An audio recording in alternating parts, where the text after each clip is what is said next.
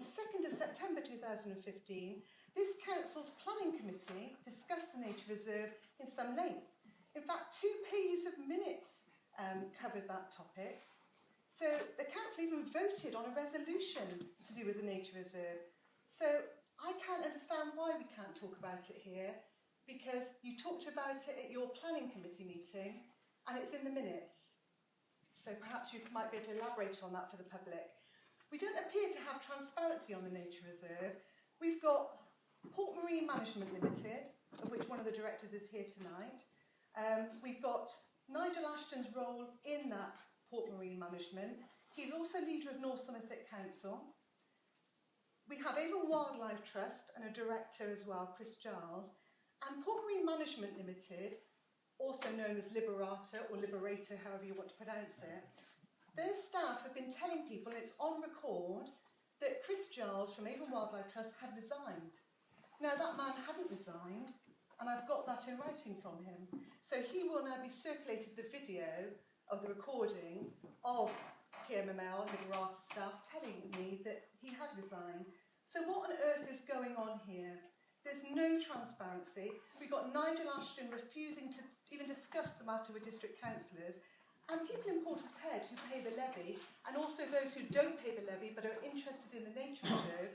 We have a concern with that issue, and we should be allowed to talk about it at these meetings.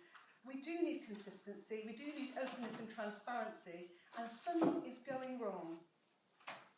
Public participation. This town council has a policy entitled Dignity at Work, Bullying and Harassment. It relates, of course, to employees and councillors. So what is expected in relation to standards is not unusual to the council, but it does seem that it is unusual with regard to public participation, and we don't get considered equal to the employees of the town council. Now, the public does deserve equal treatment and fairness when it comes to courteousness, politeness and respect. So perhaps standing orders should include similar wording that ensures that all chairmen and chairwomen consistently apply these standards, no matter what the members of the public who are attending are saying, because you cannot be allowed to intimidate us, and we should not obviously intimidate you.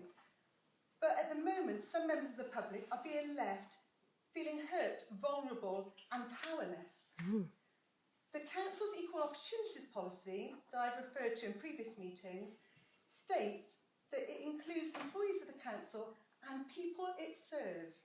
That is us, the public. So if the council chair observes another councillor, town or district, as occurred at the last month's meeting, being disrespectful to a member of the public, then that member of the public has a right and should expect for the chair to reprimand that councillor. And that didn't happen last month. No. It is not polite, for example, for a district councillor, whether they're an executive NSC assistant or not, to come to these public town council meetings to conduct a war of words with a resident who just happens to have asked her valid questions. You've had over 4 minutes, Mrs Hennessy. I'm not sure I have, but yes, you have. Okay, but can I just round up by saying, if you're going to say to members of the public that they're offences, as you did to Janet Davey, then you have got to likewise treat district councillors like Rain and Knight exactly the same. That's what I've got to say.